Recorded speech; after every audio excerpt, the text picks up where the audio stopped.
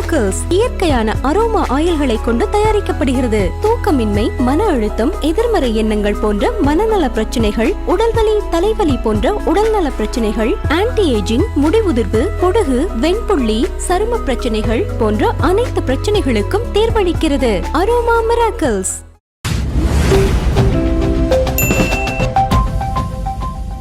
அண்ணாமலை அவர்கள் புதிய கட்சி ஆரம்பிக்க போகிறார். அதுக்கான ஆதரவு ரஜினிகாந்த் அவர்கள் கொடுக்க போகிறார். எதற்காக இந்த கட்சி ஆரம்பிக்கிறாங்கன்னு பார்த்தா, தாவேக்கு எதிரான ஒரு கட்சி அண்ணாமலை அவர்களுடைய கட்சி தான் அப்படின்னு சொல்றாங்க. இந்த விஷயத்தை நீங்க எப்படி பாக்குறீங்க? ஏன் தொடர்ந்து ரஜினிகாந்த் அவர்களுடைய பேர் எங்கேயும் அடிபட்டுக்கிட்டே இருக்கு சார்? அதான் ரஜினிகாந்த் ஒரு பாஜக ஆதரவாளர், ஒரு வலதுசாரி.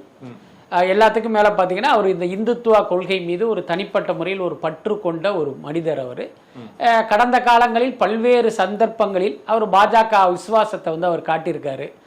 எல்லாத்துக்கும் மேலே அவர் அரசியலுக்கு வருவதாக முடிவு செய்து ஒரு கட்சி தொடங்குவதற்கான அந்த ஒரு முன்னேற்பாடுகள் நடக்கும்போது ஆர்எஸ்எஸ் இயக்கத்தில் இருந்த அர்ஜுனமூர்த்திங்கிற ஒரு பக்கத்தில் வச்சுக்கிட்டு தான் அந்த கட்சியை தொடங்க முயற்சி பண்ணார். இது எல்லாருக்குமே தெரியும். அப்போ ரஜினிகாந்த் எப்படிப்பட்டவர் அப்படிங்கிறது அது உலகறிந்த ஒரு உண்மைதான். அதுக்கப்புறம் அண்ணாமலை இன்னைக்கு பாஜகவில் இருந்துட்டு அவருடைய பதவி பறிக்கப்பட்ட பிறகு ஒன்றிய அமைச்சர் பதவி கிடைக்குன்னு எதிர்பார்த்தாரா, அது கிடைக்கல. கிட்டத்தட்ட ஒரு பாஜக மேலிடத்தை ஒரு மிரட்டுகிற ஒரு முயற்சியாக நான் தனிக்கட்சி ஆரம்பிக்கிறேன் அப்படிங்கிற ஒரு முடிவுக்கு அவர் வந்திருக்காரு. அதனால தான் அவர் டெல்லிக்கு கூட போயிருக்காரு. அந்த புதிய கட்சியை துவங்குவதாக ஒரு கடந்த ஒரு வாரமாகவே செய்திகள் வந்தது. ஆனால் இந்த நிமிஷம் வரைக்கும் அப்படி ஒரு அறிவிப்பு வரல. ஒருவேளை அடுத்தடுத்த நாட்களில் அப்படி ஒரு துவக்கம் நடக்க போகுதா, இல்லை பாஜகவை மிரட்டுவதற்காக, அதனுடைய அர்த்தம் என்ன அப்படின்னா தனக்கு பதவி வாங்குவதற்காக இப்படி ஒரு விஷயத்தை பண்ணாரா அப்படிங்கிறது தெரியலை. ஆனால் அண்ணாமலை கட்சி தொடங்கினால் அதற்கு ரஜினிகாந்த் வெளிப்படையாக ஆதரவு தெரிவிப்பாரா அப்படின்னா எனக்கு தெரிஞ்சு அதற்கான வாய்ப்பு இல்லை. மறைமுகமாக வாழ்த்து தெரிவிப்பார், ஆதரவு தெரிவிப்பார், அண்ணாமலையை உற்சாகப்படுத்துவார், அதெல்லாம் நடக்கும். ஆனால் வெளிப்படையாக நான் அண்ணாமலை கட்சியை ஆதரிக்கிறேன் அல்லது என்னுடைய ரசிகர்கள் அண்ணாமலை கட்சிக்கு வாக்களியுங்கள்ங்கிற அந்த ஸ்டாண்டை ரஜினி எடுப்பாரா அப்படிங்கிறது தெரியல. என்ன காரணம் அப்படின்னா அண்ணாமலைக்கும் ரஜினிக்குமான நட்பு அல்லது உறவுங்கிறது பாஜகவை வைத்து தான். பாஜகவுடைய தமிழ்நாட்டு தலைவராக இருந்தவர் அண்ணாமலைங்கிற அடிப்படையில் தான் ரஜினியோட நட்பு ஓட்டத்துக்குள்ளேயே அண்ணாமலை போயிருப்பார். இன்னைக்கு அவர் பாஜகவிலிருந்து வெளியாகி அல்லது பாஜகவுக்கு எதிராக ஒரு இயக்கம் காணும் போது அவருக்கு எப்படி வெளிப்படையா ரஜினி ஆதரவு தெரிவிப்பாரு? அது வாய்ப்பு இல்லை. அது பாஜகவை இரிட்டேட் பண்ணிடும். அதனால ரஜினியை பொறுத்த வரைக்கும் அண்ணாமலையா பாஜகவா அப்படின்னா அவருக்கு பாஜக தான் முக்கியம். அதனால அந்த இடத்துக்கு அவர் போக மாட்டாருன்னு தான் நான் நினைக்கிறேன். Okay sir. இப்போ விஜய் அவர்கள் இந்த ஆட்சியை எப்படியாவது நம்ம கவிழ்த்துறோம் சொல்லும் போதெல்லாம் ரஜினி அவர்களுடைய பெயர் அடிப்படுது சார். அப்படி நினைக்கக்கூடிய ஒரு ஆள் தான் ரஜினி சார் அவர்களா சார்? இல்லை, நாம் அறிந்த வரை ரஜினி அப்படிப்பட்ட மனிதர் இல்லை. ஏன்னா இதற்கெல்லாம் அப்பாற்பட்ட ஒரு மனநிலை கொண்டவர் தான் ரஜினி. பட் அதே நேரம் ரஜினி கடவுள் இல்லை, மனிதர் தான். இப்போ உங்களுக்கும் எனக்கும் எல்லா உணர்வுகளும் இருப்பது போல் தான் ரஜினிக்கும் இருக்கும். கோபம் எல்லாமே அவருக்கும் இருக்கத்தானே செய்யும். அப்போ தன்னுடைய காலத்தில் தனக்கு பிறகு ஒரு 25 வருடம் கழித்து சினிமாவுக்கு வந்த ஒருவர் தன்னையே மிஞ்சி விட்டார் அப்படிங்கும்போது ஒரு சின்ன சலனம் இருக்கும். அது இயல்பு தான், அதை நம்ம தப்புன்னு கூட சொல்ல முடியாது. அதுக்கப்புறம் பார்த்தீங்கன்னா அதை ரஜினி பெருசாக எடுத்துக்கல அப்படின்னாலும் சோசியல் மீடியாவில் பார்த்தீங்கன்னா அந்த ஒப்பீடுங்கிறது தொடர்ந்து நடந்துக்கிட்டே இருக்குது. இந்த பாரு ரஜினியால் முடியாத அதை விஜய் செஞ்சுட்டாரு அப்படின்றாங்க. இப்போ நானே ஒரு பேட்டி கொடுத்தேன், ரஜினிகாந்த் நேற்றைய சூப்பர் ஸ்டார், விஜய் தான் இன்றைய சூப்பர் ஸ்டார் அப்படின்னு நான் சொன்னேன். அதுக்கு காரணங்களை நம்ம ஏற்கனவே பலமுறை விளக்கியிருக்கோம். அப்போ இந்த மாதிரியான ஒப்பீடு எல்லாமே ரஜினிக்கு ஒரு வகையில் ஒரு சஞ்சலத்தை கொடுக்கும். அது காலப்போக்கில் தொடர்ந்து நடக்கும்போது அது ஒரு கோபமாக மாறுவதற்கும் வாய்ப்பு இருக்குது. ஸோ அதுதான் பல்வேறு சந்தர்ப்பங்களில் ரஜினியிடமிருந்தே வெளிப்பட்டது. ஜெயிலர் ஆடியோ லான்ச்சில் அவர் சொன்ன அந்த காக்கா கழுகு கதைங்கிறது ஒரு தற்செயலாக சொல்லப்பட்ட கதையை எடுத்துக்க முடியாது நம்மளால. என்ன, அதுக்கப்புறம் ஆதவ் அர்ஜுனா ரஜினி குறித்து ஒரு கருத்து சொல்றாரு, காலம் நின்று பதில் சொல்லுங்கிற மாதிரியான ஒரு கருத்தை அவர் சொன்னார். அதோட அர்த்தம் என்ன? தேர்தல் வரப்போகுது, நீங்கள்லாம் மண்ணை கவ்விங்கிறது தான் அதனுடைய அர்த்தமே. பட் அதையும் தாண்டி இன்றைக்கு தாவேகா வெற்றி அடைந்து ஆட்சியையே பிடிச்சிட்டாங்க.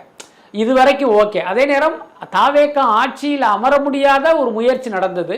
அதற்கு பாஜகவும் கிட்ட ஒரு வேலை பார்த்தாங்க. அதுக்கு இவர் தூதுவராக செயல்பட்டாருங்கிறதெல்லாம் நம் காதுக்கு வந்த செய்திகள்.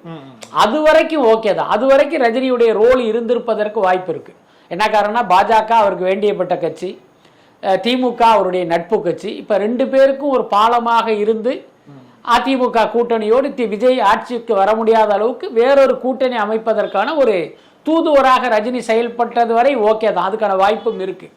ஆனா இன்னைக்கு தாவேக ஆட்சி அமைந்த பிறகு அந்த ஆட்சியை கவிழ்ப்பதற்கான முயற்சியில ரஜினி ஈடுபடுவாரா அப்படின்னா அப்படி மாட்டார். அப்படி செய்வதற்கு வாய்ப்புள்ள அந்த அளவுக்கு ரஜினியை மோசமானவராக நான் நினைக்கிறேன்.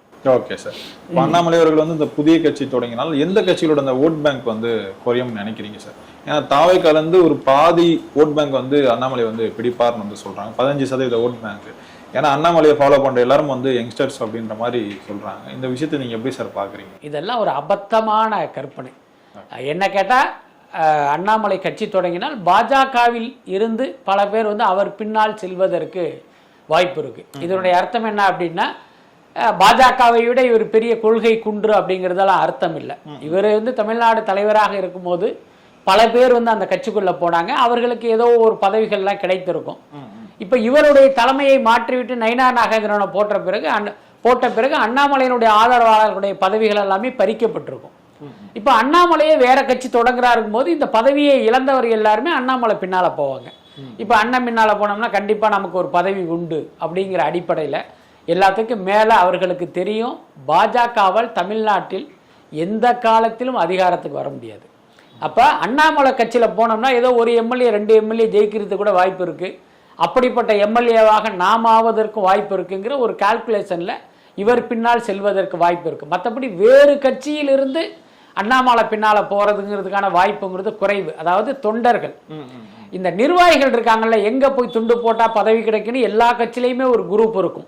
ஸோ அப்படிப்பட்ட கூட்டம் வந்து அண்ணாமலை பின்னால் போறதுக்கும் வாய்ப்பு இருக்கு. இப்பதான் கட்சி தொடங்கியிருக்காரு, இப்பவே போனா நமக்கு வட்டம் மாவட்டம் கிளை ஒன்றியம்னு ஏதாவது ஒண்ணு கிடைக்கும், இப்பவே போய் துண்டை போட்டுருவோம்னு சில பேர் கிளம்பி போவானுங்க. ஸோ அந்த மாதிரி ஆட்கள் போறதுக்கு வாய்ப்பு இருக்கு. ஆனா தாவேகாவில் இருக்கிற ஒரு தொண்டன் கூட அண்ணாமலை பக்கம் போக மாட்டான். ஏன்னா தாவேகா பின்னால் வந்தவன் வந்து கொள்கைக்காக அந்த கட்சிக்கு வந்தவன் இல்லை, விஜய்க்காக வந்தவன். ரைட்டா? அதனால விஜயினுடைய விசுவாசிகள், விஜயினுடைய ரசிகர்கள், தொண்டர்கள் எந்த காலத்திலும் வேற கட்சிக்கு போக மாட்டாங்க. ஒருவேளை அவர்கள் ஒரு பதவியை எதிர்பார்த்து அந்த பதவி கிடைக்காத விரக்தியில் வேணா போகலாம். அவன் பாத்தீங்கன்னா ஒரு தீவிர விஜய் ரசிகனா இருக்க மாட்டான். தாவேக்கான ஒரு புதுசா ஒரு கட்சி ஆரம்பிக்கிறாங்க, இப்பயே போய் சேர்ந்து ஒரு துண்டை போடுவோன்னு ஒருத்தன் வந்திருப்பான், அவனுக்கு இங்க வந்து ஒரு பொறுப்பு கிடைச்சிருக்காது. அதனால அவன் அப்படி யூடர்ன் போட்டு அண்ணாமலை பின்னால போறதுக்கு வாய்ப்பு இருக்கு. பட் என்ன இருந்தாலும் அண்ணாமலை கட்சி தொடங்கினாலும் தமிழ்நாட்டு அரசியலை பொறுத்த வரைக்கும் அது ஒரு நாம் தமிழர் கட்சி மாதிரி டெபாசிட்டை பறி கொடுக்கிற ஒரு கட்சியா தான் இருக்குமே தவிர வெற்றி பெற்று சட்டசபைக்குள் நுழைகிற ஒரு கட்சியா அது இருக்காது. இல்ல சார், இப்ப அண்ணாமலை அவர்களும் சீமானவர்களும் சேர்ந்து போட்டியிடுறதுக்கான நிறைய வாய்ப்புகள் இருக்கும் வந்து சொல்றாங்க. ஏன்னா ரொம்ப 2 பேரும் வந்து நெருங்கி பழகக்கூடிய ஆட்கள். அப்படி இருக்கும்போது விஜய்க்கு ஒரு போட்டி வந்து இவங்க மூலயமா இருக்கும் வந்து சொல்றாங்க சார். நாம் தமிழர் கட்சி வாங்கிய ஓட்டு சதவீதம் என்ன, பாஜக வாங்கிய ஓட்டு சதவீதம் என்ன, நீங்க ரெண்டையுமே சேர்த்தாலும் தாவேகா கிட்ட கூட வர முடியாது. இதுதான் உண்மை. அதுக்கு அடுத்து அண்ணாமலை கட்சியை ஆரம்பிச்சா ஒட்டுமொத்த பாஜக ஓட்டும் அண்ணாமலை பக்கம் போகும்னு சொல்ல முடியாது. அதில் 1/3 பங்கு வாக்குகள் வேணா அண்ணாமலை பின்னால் போறதுக்கு வாய்ப்பு இருக்கு. அப்படி இருக்கும்போது இந்த 2 பேரும் சேர்ந்து தாவேகாவை வீழ்த்த முடியும் அப்படிங்கிறதே ஒரு காமெடியான கற்பனையாச்சு. எல்லாத்துக்கும் மேல அண்ணாமலை பாரதிய ஜனதா கட்சி என்கிற ஒரு தேசிய கட்சியின் மாநில தலைவராக இருக்கும் போதே அவரால் அங்கு ஜெயிக்க முடியல. அப்படி இருக்கும்போது ஒரு புதிதாக கட்சி தொடங்கி எப்படி அவரால் ஜெயிச்சிட முடியும்? சீமான் கூட போய் எப்படி ஜெயிக்க முடியும்? சீமான் டெபாசிட் வாங்குறதே இங்க ஒரு பெரிய போராட்டமா இருக்கேன். அதனால 10 சீமானோடு கூட்டணி அமைத்தாலும் அண்ணாமலையால் வந்து கண்டிப்பாக வெல்ல முடியாது. வேணா சுருக்கமா சொல்லணும் அப்படின்னா தமிழ்நாட்டில் நிறைய லெட்டர் பேடு கட்சிகள் இருக்கு. அமமுக, நாம் தமிழர் கட்சி, தேமுதிக நிறைய லெட்டர் பேடு கட்சிகளில் ஒன்றாக அண்ணாமலையினுடைய கட்சியும் இருக்குமே தவிர இந்த கட்சிக்கெல்லாம் ஒரு பெரிய எதிர்காலம் கிடையாது. ஒரு செய்தி படித்தேன், அண்ணாமலை அவர்கள் புதிய கட்சி தொடங்குறார், அது ஒரு மதசார்பற்ற கட்சியாக தமிழ்நாட்டில் இயங்கும்னு ஒரு செய்தி போட்டிருந்தாங்க. அதை பார்க்கும் போதே சிரிப்பா இருந்தது. ஒரு மதவாத கட்சியின் மாநில தலைவராக இருந்த அண்ணாமலை ஒரு புது கட்சி ஆரம்பிப்பாராம், அந்த கட்சி வந்து மதசார்பற்ற கட்சியாக இருக்குங்கிறது எவ்வளவு பெரிய ஒரு அயோக்கியத்தனமான கற்பனை. இப்படியெல்லாம் சொல்லி வந்து நீங்க மக்களை ஏமாற்ற முடியும், மக்களை நம்ப வைக்க முடியும் நினைக்கிறதே ஒரு மிகப்பெரிய அயோக்கியத்தனம். ஏன்னா அது வந்து ஒரு ஏற்புடைய விஷயம் இல்லை சார். மனம் திரும்புறதுக்கான நிறைய வாய்ப்புகள் இருக்குல்ல சார், அதெல்லாம் ஒரு வாய்ப்பு அவருக்கு கொடுத்துருக்கு. அதெல்லாம் அப்படியெல்லாம் இருக்கவே முடியாதுங்க. ஒரு கட்சியினுடைய சித்தாந்தம் கருத்தியல் மீது நம்பிக்கை கொண்டிருந்தால்தான் அந்த கட்சியில வந்து உங்களால இயங்கவே முடியும். அதுதான் உண்மை. அவர் எப்படி மனம் திறந்த முடியும்? ஏன்னா பாஜக வந்து ஒரு மதவாத கட்சி என்ன அப்படின்னு இன்னைக்கு ஒரு ஓப்பன் ஸ்டேட்மெண்ட் கொடுப்பாரா? பாஜக செய்ததெல்லாம் தவறுன்னு கொடுப்பாரா? இன்னைக்கும் பாருங்க, நீ கட்சியை விட்டு வெளியில போகணும்னு நினைச்சிட்டு அமித்ஷா முன்னால தானே போய் உட்கார்ந்துருக்காரு. அதாவது எல்லாரும் கட்சியில் சேருவதற்கு தான் அந்த கட்சி மேலிடத்துல அனுமதி கேட்பாங்க. ஆனா இவர் கட்சியை விட்டு விலகுவதற்கே அங்க அனுமதி கேட்கிறார் அப்படின்னா இவர் எப்பேற்பட்ட விசுவாசியாக இருக்க முடியும்? எல்லாத்துக்கும் மேல இது RSS அஜெண்டாவாக இருப்பதற்கும் கூட வாய்ப்பு இருக்கு. அதை நம்ம ஒதுக்கி தள்ளிடலாம் முடியாது. என்னன்னா பாஜக நேரடியாக தமிழ்நாட்டில் பாத்தீங்கன்னா ஒரு ஆணியையும் பொடுங்க முடியாது, இதுதான் உண்மை. அப்ப அந்த பாஜக வெறுப்பு இங்க புறையோடி போயிருக்கு. அப்ப அண்ணாமலையை பாத்தீங்கன்னா நம்ம வேற மாதிரி இறக்குவோம், இவர் மத சார்பற்றவர் அப்படிங்கிற மாதிரியான வேறொரு முகமூடியை மாட்டி விட்டு இறக்குறதுக்கு கூட RSS பிளான் பண்ணியிருக்கலாம். அந்த சந்தேகம் நமக்கு எழுவதை தவிர்க்க முடியல. புரியுது சார். அப்ப இனி வரும் இந்த தமிழ்நாட்டு அரசியல் விஜய் வர்சஸ் உதயநிதி வர்சஸ் அண்ணாமலையா இருக்குமா சார்? நிச்சயமா கிடையாது. அண்ணாமலையெல்லாம் நீங்க சீமான் பக்கத்துல வேணா நீங்க அவருக்கு ஒரு சேர் போட்டு அமர வைக்கலாம். அவருக்கும் டெபாசிட் கிடைக்காது, இவருக்கும் டெபாசிட் கிடைக்காது. அந்த இடத்துல உட்கார வைக்கலாம். இன்னொரு சேர் போட்டு இந்த அமமுக தினகரனை உட்கார வைக்கலாம். இன்னொரு சேர் போட்டு தேமுதிக பிரேமலதாவை உட்கார வைக்கலாம். இவர்கள்லாம் இந்த கேட்டகிரி. விஜயை பொறுத்த வரைக்கும் அவரே சொன்ன மாதிரி திமுக வெர்சஸ் தாவேகா தான். ஆனா இன்றைக்கு திமுகவை மிக மிக பலவீனப்பட்டிருக்கு. நான் ஏற்கனவே சொன்ன மாதிரி தனித்து விடப்பட்டிருக்கு. இந்த இடைப்பட்ட காலத்தில் திமுக மீண்டு எழுந்து தாவேகாவோடு மல்லுக்கு நின்னா வழக்கமா போட்டிங்கிறது திமுக வெர்சஸ் தாவேகா இருக்குமே தவிர அண்ணாமலையெல்லாம் இந்த போட்டிக்குள்ளேயே வர முடியாது. அதுதான் உண்மை. இப்ப நான் சொல்றது பாத்தீங்கன்னா ஏதோ அண்ணாமலை மேல உள்ள ஒரு காழ்ப்புணர்ச்சியில பேசுறதா சிலருக்கு தோன்றலாம். தேர்தல் நேரத்துல பாத்தீங்கன்னா நிச்சயமாக உங்களுக்கு தெரியும். அதே நேரம் அண்ணாமலையினுடைய கட்சிக்கு மற்ற கட்சிகளை விட ஒரு ஊடகத்துல ஒரு பெரிய முக்கியத்துவம் கொடுக்கப்படும். அதுக்கான காரணம் என்னங்கிறது நம்ம எல்லாருக்கும் தெரிஞ்சதுதான். ஊடகங்களுக்கு ஒரு பெரிய அளவுல இவர்களிடமிருந்து ஒரு சலுகைகள் கிடைக்கும். ஸோ அதன் காரணமாக இவருக்கு ஒரு பெரிய முக்கியத்துவத்தை கொடுப்பாங்க.